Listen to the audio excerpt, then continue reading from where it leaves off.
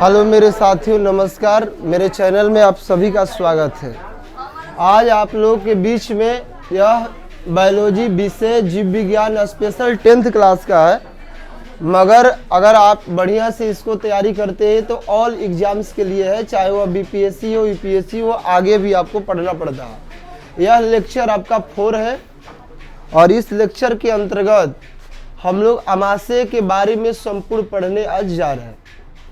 तो अमाशय क्या है, एकदम आज आपको बेहतरीन तरीका से YouTube के क्षेत्र में पढ़ने को मिलेगा। और यह जो अमाशय जो टॉपिक है, समझ लीजिए कि इसका अब दंगल होने जा रहा है। एकदम जबरदस्त तरीका से आप समझना कि अमाशय क्या है, इसके कितने भाग होते हैं, इसके अंदर क्या होता है, तमाम चीज़ों के बारे में जानकारी आपको मिलेगा। तो सबसे पहले जो बच्चे अगर लिख लिए हैं उनको लिखना नहीं है, केवल समझना और प्रश्नों का उत्तर देना, ठीक है। चलिए, तो आप बोलते भी रहिए, पीछे से डरना नहीं है। तो बताइए ये कौन सा मतलब कि भाग है आहार। सबसे पहले बता दे कि जो अमाशय है आहार नल का एक भाग है। अमाशय किसका भाग है? तो आहार नल का एक भाग है अमाशय। बता देना। ये भी आहार नल का कौन सा भाग है? तो तीसरा भाग है, बता देना। अगला बात है कि जो अमाशय है, तो अमाशय जो होता है एक थैली नुमा रचना। जबरदस्त तरीका से आपके पेपर में आता है VVI क्वेश्चन कि अमाशय जो है आखिर कैसी रचना है। तो आप लपेट कर बता देना कि अमाशय जो है एक थैलीनुमा रचना है। तो आप इस बात को बता सकते हैं जबरदस्त तरीका से, एकदम धागड़। तो ये जो बात है पेपर फोड़ सकते हो कि अमाशय कैसी रचना है। तो अमाशय एक थैलीनुमा रचना है, जो एक क्वेश्चन है। अगला बात यहीं पर बता सकते हो कि जो अमाशय है इसके अंदर सारे भोजन का कलेक्शन होता है। अमाशय के अंदर क्या होता है? तो भोजन का संग्रह होता है, भोजन का संग्रह, कलेक्शन। तो आप ये भी जबरदस्त तरीका से बता सकते हैं कि जो अमाशय एक थैलीनुमा रचना है और इस थैली के अंडर में क्या रखा जाता है? तो भोजन को रखा जाता है। एकदम बता सकते हो, आग लगा सकते हो इसमें। तो ये पूरा का पूरा आपका 3 बन गया। आहार नल का भाग है, दूसरा तीसरा भाग है, और थैलीनुमा रचना है, और इसमें भोजन का संग्रह होता है। तो इतना हम लोग जाने अमाशय से जुड़े बात। एक एक करके चीजें आपको बताएंगे, एक एक करके। तो आप अमाशय के बारे में संपूर्ण जानकारी आपको मिलेगा। यदि आप GNM या किसी मेडिकल का भी तैयारी कर रहे हैं तो आप सभी बच्चों के लिए बेहतरीन टॉपिक है। तो इसके बाद में जो है अगला बात आपको मिलेगा। अभी अमाशय ही टॉपिक चल रहा है। कौन सा चल रहा है? तो अमाशय। अब हम लोग पढ़ेंगे ये जो अमाशय है, इसको बोलचाल की भाषा में क्या कहते हैं? तो इसको बोलचाल की भाषा में, बोलचाल की भाषा में क्या कहते हैं? तो पेट कहते हैं, जो भोजन से भेंट करवाता। तो इसको क्या कहते हैं? पेट कहते हैं। अगला प्रश्न आएगा कि इसका भाग, आहार नल का भाग। तो आपको बता देना चाहते हैं आहार नल का कह रहे, सॉरी, अमाशय का भाग। तो अमाशय का जो भाग है कितने बनेगा बच्चों? इसका भाग 3 भाग बनेगा। आप डायरी और लेकर बैठकर नोट कर सकते हैं, स्क्रीनशॉट ले सकते हैं। तो इसका पहला एक भाग बनेगा। इसके ऊपरी भाग को क्या कहते हैं? कार्डियक भाग कहते हैं। यहाँ पर इधर ही लिख देते हैं, ऊपरी भाग को हम लोग कार्डियक कहते हैं, कार्डियक। मध्य भाग को इसको क्या कहते हैं? फुंडिक। और सबसे निचली भाग को क्या कहते हैं? पाइलोरिक भाग कहते हैं, पाइलोरिक। एकदम जबरदस्त तरीका से। और यहाँ छिद्र बनता है, इसीलिए इसमें नाम जुड़ जाता है पाइलोरिक छिद्र। तब पूरा का पूरा आपका मामला सेट हो गया कि यह अमाशय का कितने भाग होता है? तो 3 भाग होता है। मेरे लाल मेरे शेर, तो यहाँ आप समझ सकते हैं कि अमाशय का 3 भाग है। एक कार्डियक भाग जो सबसे ऊपरी भाग है, सबसे ऊपरी भाग है, और फुंडिक भाग जो इसका मध्य मिडिल भाग है, मिडिल पार्ट। और एक आपका आएगा सबसे निचली भाग हो जाएगा, निचली भाग, चाहे निचले भाग भी कह सकते हैं। तो आपको उम्मीद करते हैं समझ में आता होगा, बहुत बढ़िया, जबरदस्त। तो यहाँ पर आप समझ गए। तो 2 चीजें आज यहाँ पर सीखे इसमें कि बोलचाल की भाषा में पेट कहेंगे, और इसके पार्ट के बारे में समझे। तो अमाशय जो है पार्ट के आधार पर 3 तरह के भागों में बटा गया। पहला भोजन अगर पूछ देगा कि पहले भोजन किस भाग में प्रवेश करता है, कार्डियक भाग। इसके बाद किस भाग में जाता है, मध्य भाग में जाता है, और लास्ट में किस भाग में जाता है। और यहाँ पर एक प्रश्न आता है, हलचल मचा सकते हो कि जब पाइलोरिक भाग में जब भोजन आता है तो क्या बन जाता है, लेई की तरह बन जाता है। लेई देखे हो ना बनता आटा का, तो लेई कैसा बनता है, चिपचिपा होता है, नहीं, उसमें फेविकॉल की तरह गुणवत्ता आ जाती है सटाने की। तो ये प्रश्न बहुत ही खतरनाक है कि जब भोजन पाइलोरिक छिद्र के पास जाता है तो किस रूप में बन जाता है, तो लेई की तरह बन जाता है। बता देना, एकदम इम्पोर्टेंट क्वेश्चन है। लेई का मतलब यह हुआ कि अब भोजन जो है आंशिक मतलब क्या हो गया, उसका खंडन हो गया। तो ये बात आपका हो गया। तो यहाँ पर बहुत अच्छी बात बताए, 3 भाग, कार्डियक, फुंडिक, पाइलोरिक। पाइलोरिक में जब भोजन आएगा तो क्या कहेंगे, लेई कहेंगे, यानी लेई की तरह बनेगा। लेकिन जब कार्डियक में भोजन आएगा तो ज्यादा अपने मूल रूप में ही रहेगा। मूल रूप के मतलब जैसे आप चबाए हो भोजन को, खाए हैं, उस रूप में ही रहेगा। मध्य में आते आते उसका क्या होगा, मतलब कि डिवीजन होगा उसका, और यहाँ आकर पूरा का पूरा खंडन हो जाएगा। क्या बन जाएगा, लेई बन जाएगा। लेकिन पचा नहीं अभी, और शोषण उसका नहीं हुआ, कुछ भोजन का पाचन हुआ। तो ये बात आपको क्लियर समझ में आ गई। तो हम लोग क्या क्या अभी सीख लिए, तो आप अमाशय सीखे। तीसरा भाग है हरनल का, थैलीनुमा रचना। इसमें भोजन का क्या होता है, बोलो क्या होता है, इसमें भोजन का संग्रह होता है। अमाशय के कितने भाग होते हैं, 3 भाग होते हैं। कौन कौन, कार्डियक, फुंडिक और पाइलोरिक। किस भाग में भोजन जाने के बाद लेई की तरह हो जाता है, पाइलोरिक छिद्र से गिरने वक्त उस समय भोजन लेई की तरह हो जाता है। अगला बात देखेंगे इस अमाशय का, क्योंकि अमाशय के आज पूरे हम टॉपिक को ही खंगाल देंगे कि अमाशय क्या होता है। तो आप समझ लीजिए, फिर इस टॉपिक को लगा सकते हैं। तो अब समझेंगे अमाशय का झुकाव। अमाशय का, जैसे पेड़ पौधा में जब फल लग जाता है तो उसका झुकाव नीचे की ओर होता है, लेकिन अमाशय का झुकाव कहाँ होता है, तो आप याद कर लेना जबरदस्त तरीका से कि अनुप्रस्थ दिशा में। किस दिशा में, अनुप्रस्थ दिशा में बाईं ओर झुका रहता है। किस तरफ झुका रहता है, बाईं ओर झुका रहता है।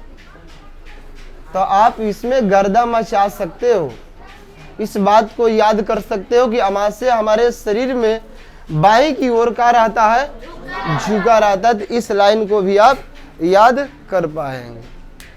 इसके बाद अब चलेंगे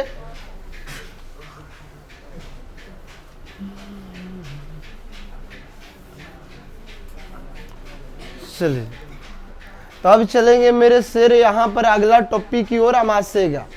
अमाशय में हम लोग देखेंगे इसके अंदर कि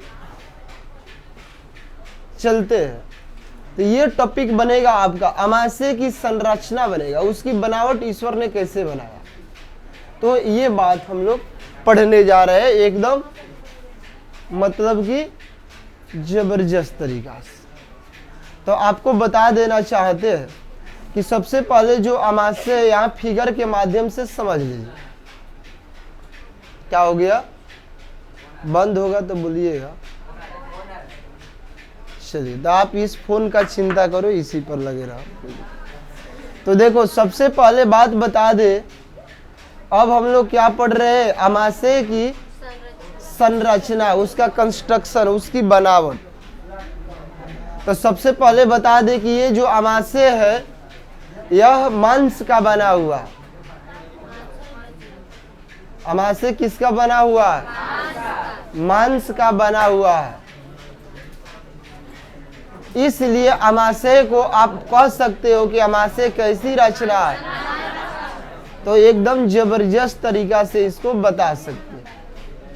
तो मांस मांस को पचा देता है ना, इसमें कितनी खासियत रहा। तो यह मांस का बना हुआ। हाला नहीं, आराम से रहो। दूसरी बात जबरदस्त बता सकते हो कि ये अमासे जो है इनकी दीवार में, अमासे की समझोगे बहुत काम आएगा। पूरे लाइन से एकाग्रता बनाओ रखो, दूसरे पर मत देखो कि कौन आया है कौन, वो भी समझ, जो भी आए हैं यहाँ से आप समझिए, ठीक है। वो बैठ कर समझ रहे, आप खड़ा होकर समझिए, क्योंकि आप लोग बहुत तेज है। तो यहाँ पर एक लेयर बनती है। कहाँ लेयर बनती है? तो अमासे की दीवारों में आपको समझ लेना है कि जो अमासे है उसकी दीवार में कोशिकाओं का समूह होता है। और किस कोशिका का समूह होता है बता देना? एपिथीलियम। तो एकदम यहाँ पर बता सकते हो, धुआं धुआं हो जाएगा।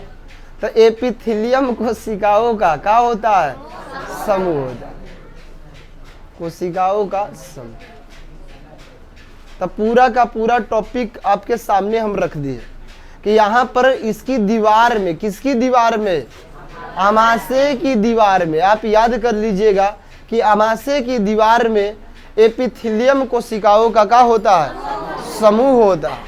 और यही जबरदस्त तरीका से बता देना कि इस समूह को क्या कहते हैं?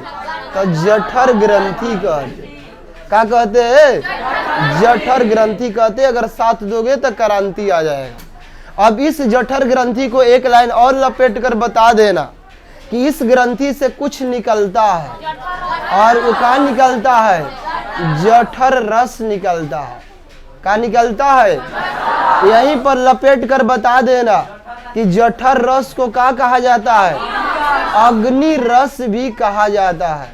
क्या कहा जाता है?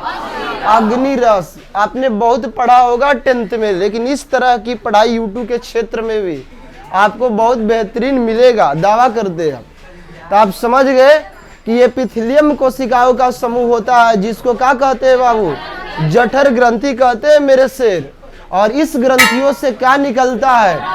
जठर रस निकलता है, जिसको अग्नि रस के नाम से भी जाना जाता है। यहीं पर लपेट कर बता देना एक चीज और कि ये जठर रस है, डेली कितने लीटर निकलता है? तो डेली इसका जो एवरेज है 3 से 4 लीटर निकलता है। तो बताओ, तो ये औसतन जो एवरेज है इसका 3 से 4 लीटर का। तो आप बहुत बीबीआई बातों पढ़ लिए कि अमाशय जो है मांस के बना हुआ है, अर्थात अमाशय को मांसल रचना कहा जाए। अमाशय की दीवार में कोशिकाओं का समूह होता है, और जिसे जठर ग्रंथि कहते हैं। और जठर ग्रंथि से क्या निकलता है? तो आप रच कर बता देना कि इससे निकलता है जठर रस। जठर रस को क्या कहते हैं? अग्नि रस कहते हैं।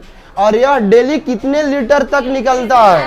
3 से 4 लीटर। एकदम धुआं धुआं हो गया। यहीं पर एक बात और बता देना रच कर, ये जठर रस करता क्या है? तो भोजन को पचाने का कार्य करता है। तो भोजन को पचाने का कार्य करता है। तो ये बात बता देना रच कर, ये बात। तो आप पूरा का पूरा टॉपिक को जबरदस्त तरीका से आप समझे, इसका स्क्रीनशॉट ले सकते हो, नोट कर सकते। इसके बाद आगे बढ़ेंगे हम लोग।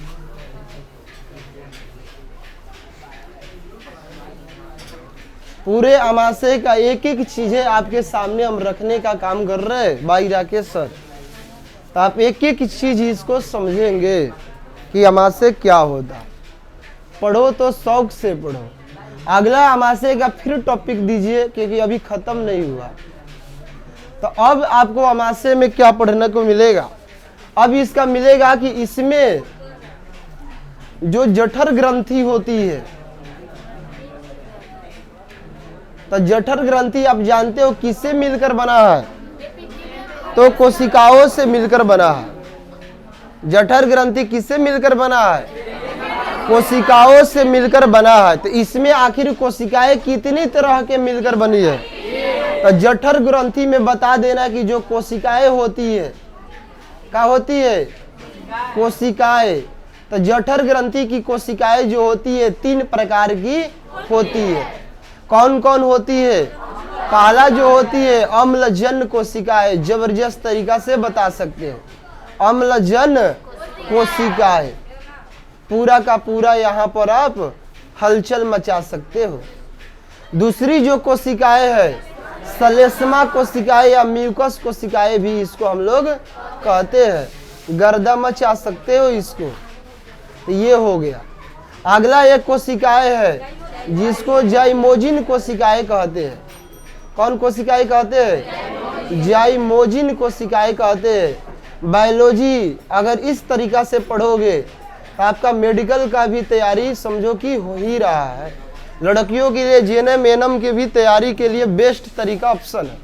आप समझ लिए कि अमाशय में एक ग्रंथि होता है जो फिलहाल पिछले एपिसोड में बताया आपको, और इसमें कोशिकाएं होती है। और ये कोशिकाएं जो होती है कई प्रकार की होती है? 3 प्रकार की होती है, बता देना। यहाँ पर अम्लजन कोशिकाएं होती है। अब पूछ देगा यहाँ पर VVI प्रश्न आता है आपके पेपर में, पेपर फोड़ सकते हो। आता है कि अम्लजन कोशिकाओं से क्या निकलता है? तो बता देना रचकर। क्या निकलता है? एसीएल अम्ल निकलता है। यही बता दीजिएगा श्लेष्मा से क्या निकलता है? तो इस श्लेष्मा से क्या निकलता है? म्यूकस। यही बता देना जाइमोजिन से क्या निकलता है? तब पेप्सिनोजेन। क्या निकलता है?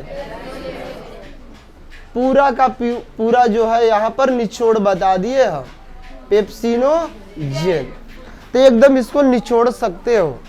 तो आप समझ गए पूरा का पूरा कि अब प्रश्न आता है कि अम्लजन कोशिकाओं से किस पदार्थ का स्राव होता है? एसीएल अम्ल का। श्लेष्मा कोशिकाओं से किस पदार्थ का स्राव होता है? म्यूकस का स्राव होता है। और यही जाइमोजिन कोशिकाओं से किसका स्राव होता है? पेप्सिनोजेन का स्राव होता है। एक बात और याद कर लेना कि ये जो होता है सक्रिय होता है। क्या होता है? सक्रिय, एक्टिव होगा। क्या होगा? सक्रिय होगा, एक्टिव होता है। और ये करता क्या है? तो यह भोजन को पचाता है।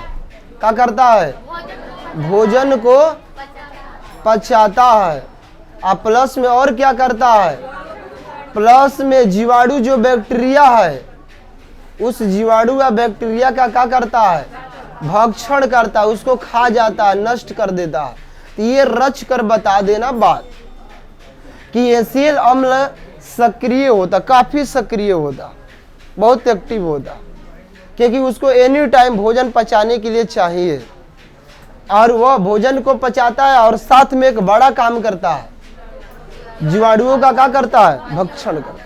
इससे क्या होता है कि जल जो भी कल से पी रहे, चंपाकल, नदी, कुआं से, तो उसमें बैक्टीरिया, लेकिन जब भी पेट में जाएगा तो वो जल शुद्ध हो जाएगा, आरओ का पानी बन जाएगा। लेकिन बनाएगा कौन? कौन? जीवाणु थोड़े बनाएगा। कौन बनाएगा? एसीएल बनाएगा, क्योंकि एसीएल इसको क्या कर देगा? नष्ट कर देगा। तो जब नष्ट कर देगा तो पानी क्या हो गया? फिल्टर हो गया, शुद्ध हो गया। तो हमारे शरीर में भी मशीन लगा हुआ है ना।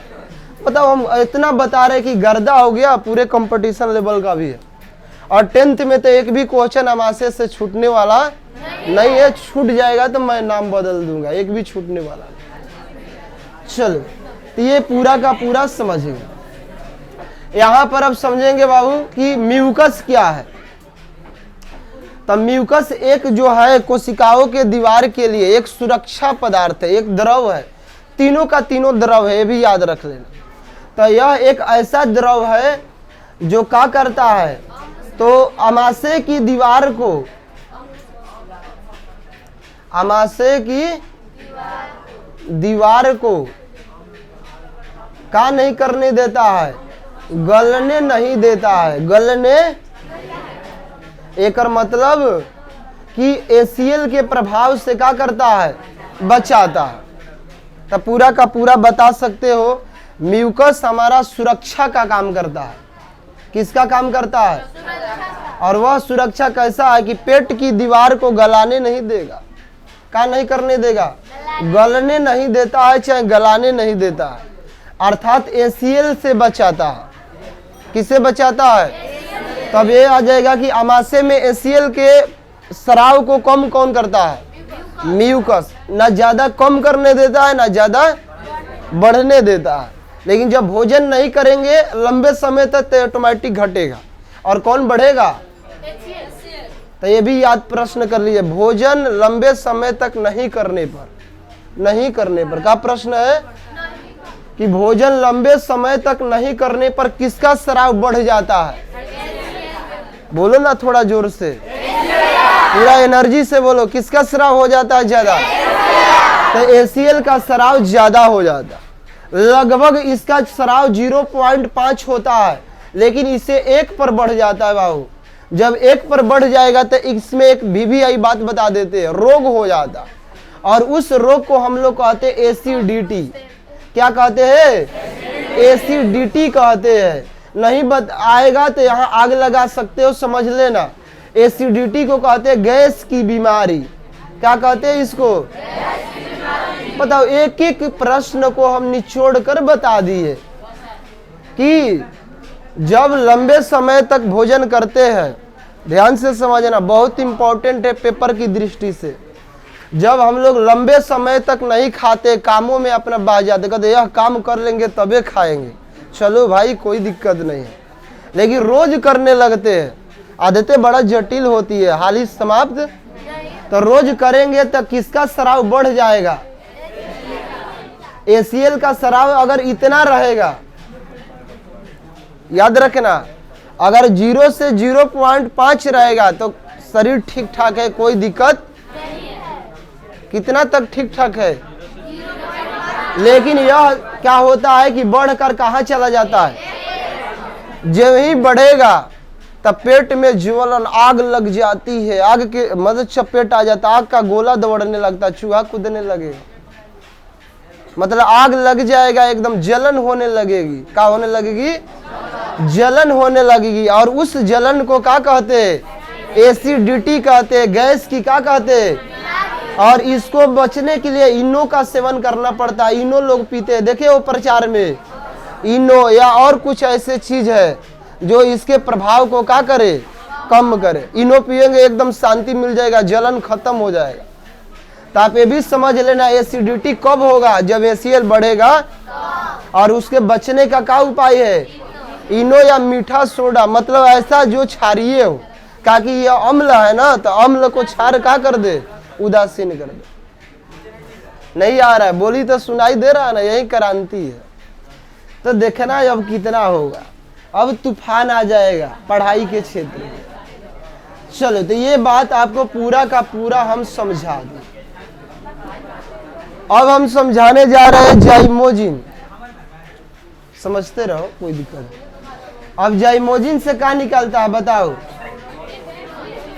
साइड से चले जाओ ना, चले जाओ, कोई दिक्कत नहीं। चलो आराम से चले जाओ, बड़ा समय से आए हो। देखा ना, अरे तू तो गर्दा मचा दे लो बच्चे। सीधा हो गया है कि टेढ़ा हो? सीधा करो, तो गर्दा मचा दे लो। चल, तो देखो हम लोग 2 चीजें पढ़ लिए यहाँ पर। चलो खड़ा हो जाओ, तुम बताओ अभी कौन सा कोशिका पढ़ी थी यहाँ पर? अम्ल। बैठ कर पूरी नहीं चल रहा है, आपको इस चीजों को बताना भी है। अब आ जाएगा कि अम्ल जन से किसका स्राव होता है? अब आ जाएगा एसीएल का स्राव जब बढ़ जाएगा तो कौन सा रोग होगा? और एसिडिटी से बचने का क्या उपाय है? समय से भोजन करना। हो गया तो इनो या मीठा सोडा का प्रयोग करना। बढ़ जाओ, बढ़ जाओ। चलो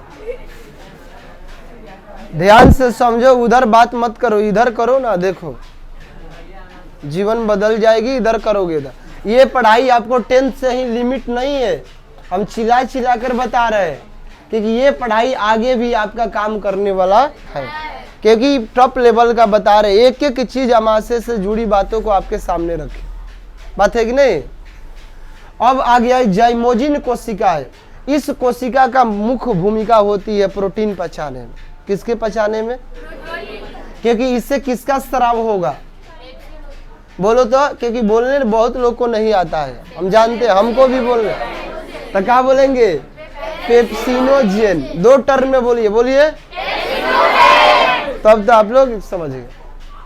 और पेप्सिनोजेन बता दे आपको एक लाइन में यहाँ जबरदस्त तरीका से कि पेप्सिनोजेन जो होता है निष्क्रिय होता। क्या होता है बाबू?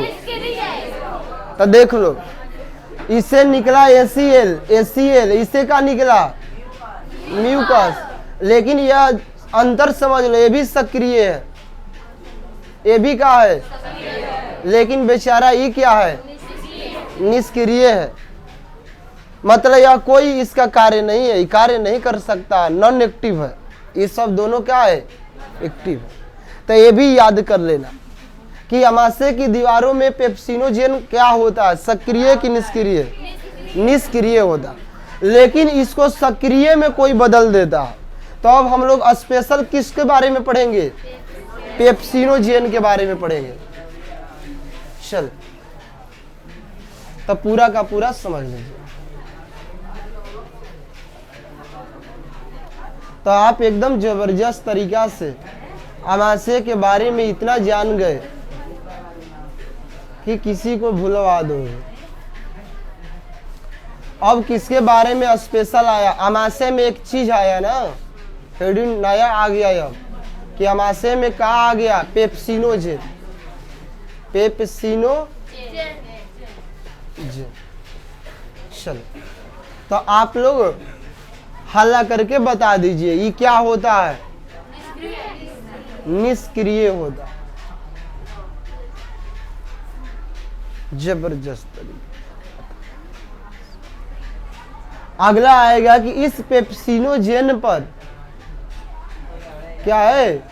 पेप्सिनोजेन। देख लो किस तरीका के तुम पढ़ रहे हो, समझ लो, गर्दा मचा सकते हो। ऐसा पढ़ाई, एक एक चीज आपको दिलो और दिमाग में सेट हो जाएगा। पूरा का पूरा जाकर घर पर भी देखना और नोट करना। तो यह पेप्सिनोजेन पर कौन क्रिया करता है? ACL क्रिया कर देता है, क्रिया कर देता है। तो याद रखना, तो पेप्सिनोजेन तो बेचारा निष्क्रिय है, लेकिन इस पर क्रिया कौन कर दिया? और जब ही ACL क्रिया करेगा तो सक्रिय बन जाएगा, पेप्सिन बन जाएगा। क्या बन जाएगा? और यह पेप्सिन का बन जाएगा? एंजाइम बन जाएगा। नहीं क्या दिखाई दे रहा इधर? और पेप्सिन एंजाइम क्या होता है बता देना। लो यहाँ पर यह क्या था? तो देखो जबरदस्त क्वेश्चन बाबू आएगा यहाँ पर पूरा का। चलो तुम खड़ा हो जाओ, बताओ। देखो क्वेश्चन क्या आएगा, बात कर लो जितना करना। अच्छा पढ़ाई हो रहा है, बात करोगे, हम जानते हैं। आता है कि पेप्सिनोजेन निष्क्रिय होता है, लेकिन उसको सक्रिय में कौन बदल देता है? पेप्सिनोजेन तो ऑलरेडी निष्क्रिय है, लेकिन ये किस में बदल गया? लेकिन सक्रिय में उसको कौन बदल देता है? नहीं होता कि कोई काम करने वाला नहीं है, आलसी है, कोई जाके 4 चटकन पीट दिया काम करे लगे, नु सक्रिय हो जाए। तो यहाँ पीटने का काम कौन कर रहा है? जाके उस पर पूरा पिटाई कर दिया, अभी बेचारा सक्रिय हो गया। और उसका नाम भी बदल गया, पहले नाम रहे आलसी, अब नाम हो गई पेप्सिन हो गया। पेप्सिनोजेन से यह कट गया, केवल पेप्सिन बच गया। बढ़िया। तो यहाँ प्रश्न समझे क्या आएगा? क्या आएगा कि पेप्सिनोजेन निष्क्रिय होता है, आखिर इसको पेप्सिन एंजाइम में सक्रिय में कौन बदलता है? ACL बदल देता है। तो याद कर लीजिए। अब पेप्सिन करेगा क्या? अगले एपिसोड में आगे की बात में जानेगा। तो इतना का इतना क्लियर हो गया। पूरा का पूरा टॉपिक आपका अमाशय का रख दिए हम सामने। अब पढ़ेंगे हम लोग कि अमाशय में पाचन, अमाशय में भी पाचन होता है। ये अगला टॉपिक आ गया। तो बता दे आपको, अमाशय में दो चीज का पाचन होता है, याद कर लीजिएगा। एक पाचन होता है प्रोटीन का, वो भी प्रोटीन का पूर्ण पाचन होगा। कैसा पाचन होगा? एक पाचन होता है वासा का, और वासा के पाचन पूर्ण नहीं होगा, आंशिक पाचन होता है। ये क्वेश्चन कई बार पेपर में पूछ दिया है, लगातार पूछा कि अमाशय में क्या क्या का पाचन होता है। तो एक प्रोटीन का पाचन होता है और एक वासा का पाचन होता है। लेकिन प्रोटीन का पाचन कैसा होता है? पूर्ण पाचन होता है। लेकिन वासा का जो पाचन होता है, आंशिक के मतलब का 50%, पूर्ण का मतलब 100 का 100 हो जाता है पाचन।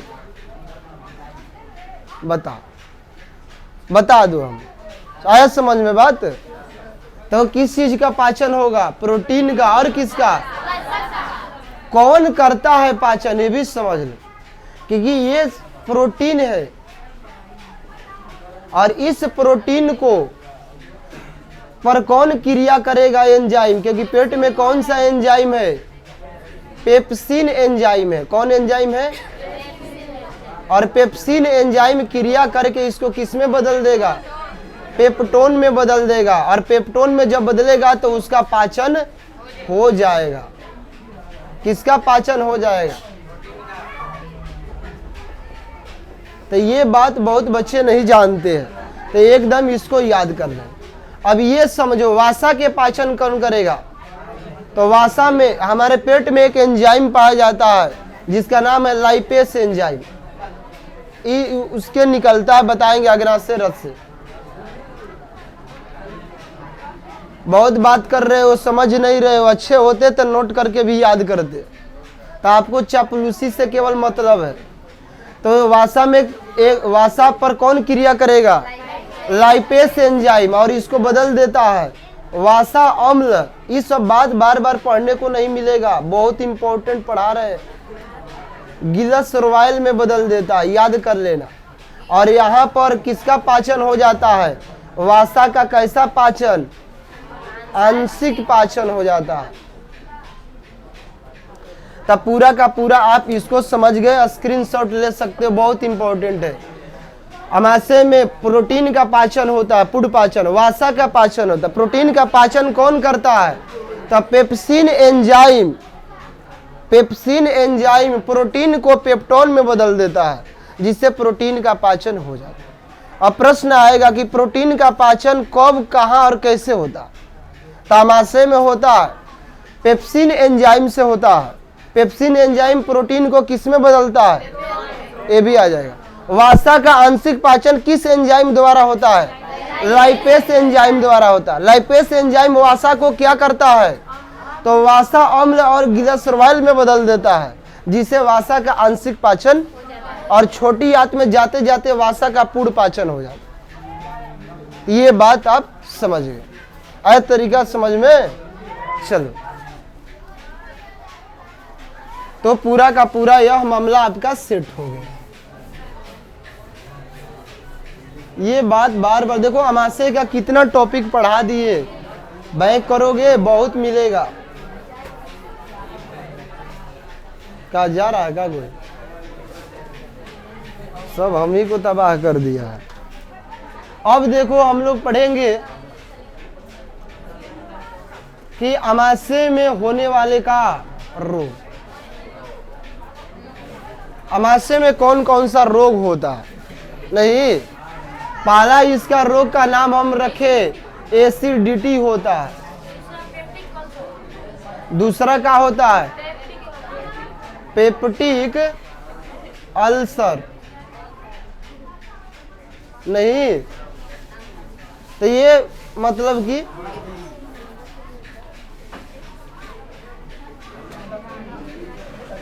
अमाशय में जबरदस्त दो तरीका का ज्यादा रोग होता है। ऐसे तो 3600 प्रकार का, लेकिन मेन रोग का प्रकार का है तो याद रखिए, एसिडिटी को हिंदी में क्या कहते हैं? गैस की बीमारी। गैस की बीमारी देख लो पढ़ाने का जरिया। और इसको क्या कहते हैं? Peptic ulcer. पेप्टिक अल्सर एक प्रकार के क्या है? इतनी सुंदर पढ़ाई आज तक मैंने नहीं पढ़ा। तो अमाशय में होने वाला रोग कौन सा? एसिडिटी। एक है पेप्टिक अल्सर। अब इसका हम कारण बता देते हैं। कारण क्या है कि इसका कारण है ACL का क्या हो जाना? 0.5 से कितना हो जाना? 1 हो जाना। माने ACL का क्या हो जाना? बढ़ जाना। क्या हो जाना? बढ़ जाना। तो आप बता सकते हैं एसिडिटी होने का कारण क्या है?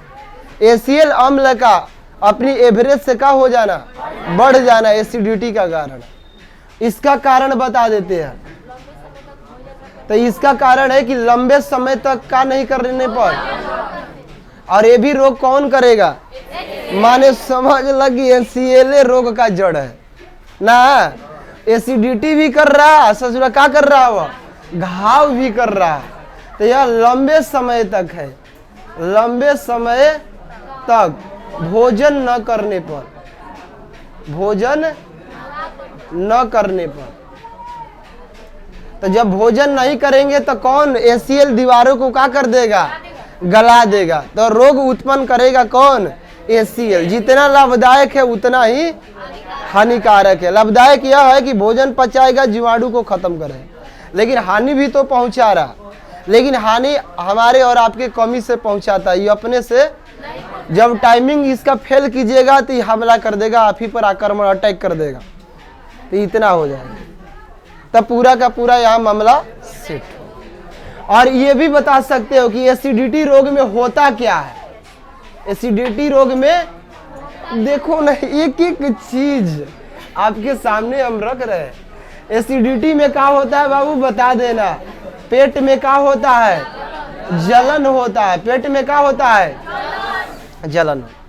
पेप्टिक अल्सर में क्या होता है? बहुत पीड़ा होता है, बहुत दर्द होता है। तो बता दो क्या होता है, इसका भी रीजन बता सकते। प्लस में इसमें एक चीज और होगा, आपको भूख नहीं लगेगा। भूख काहे कि भाई हाई बेचारा है तो भूख लगने देगा, खाली कहेगा आराम कर, तब भूख नहीं लगे। बताओ, इतना बढ़िया तरीका से आपके सामने बता कि इसमें जलन होगा और इसमें दर्द होगा, भूख नहीं लगेगा। तो ये बात हम जान, पूरा का पूरा खत्म।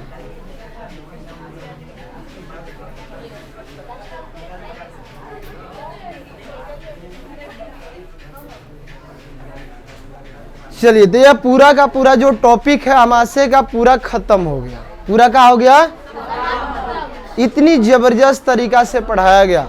उम्मीद करते हैं मेरे भाई मेरे साथी सबको पूरा समझ में आया होगा। अगर आप सपोर्ट करोगे तो आपके YouTube के भी क्षेत्र में, Facebook के क्षेत्र में, Instagram किसी भी क्षेत्र में राकेश सर द्वारा हलचल मच जाएगा पढ़ाई के लिए।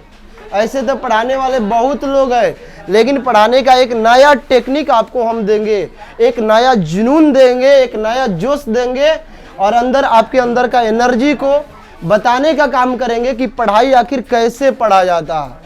कोई पीटने और रटने से नहीं होता। अगर पढ़ने के व्यू से पढ़ोगे तो जीवन में जरूर आपको याद होगा, क्योंकि बहुत बच्चे याद को लेकर परेशान रहते हैं कि मुझसे याद नहीं हो रहा।